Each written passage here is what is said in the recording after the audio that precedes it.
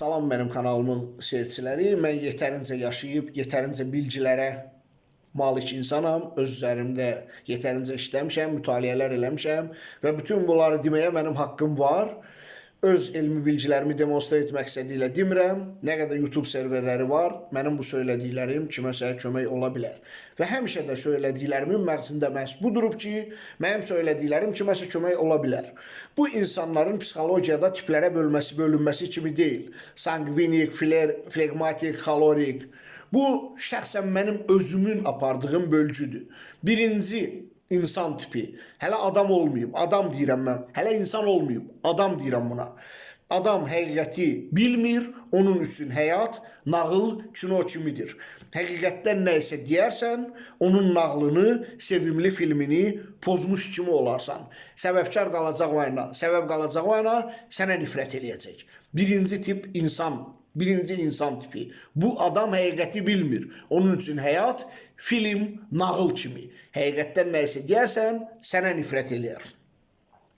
İkinci insan tipi. Həqiqəti bilir və susur. Mən bu insanlara susqun insan tipajı deyirəm.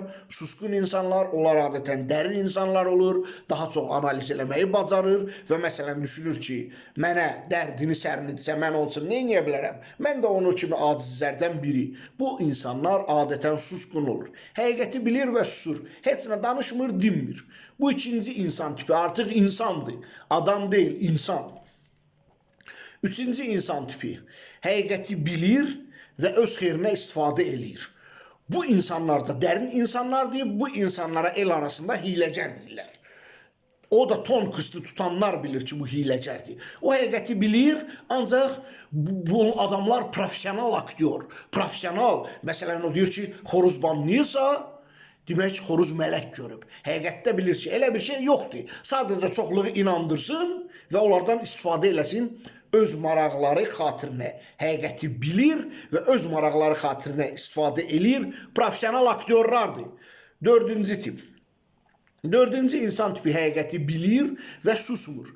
Bu uçuruma gedən insanlardan hansısa birinin qarşıda uçurum olmasını bilməsi kimi. Daim ətrafındakılara deyir ki, oxuyun, öyrənin, mariflənin, filan eləyin. Qabaqda uçurum var, uçacaq, cırıq-cırıq olacaq.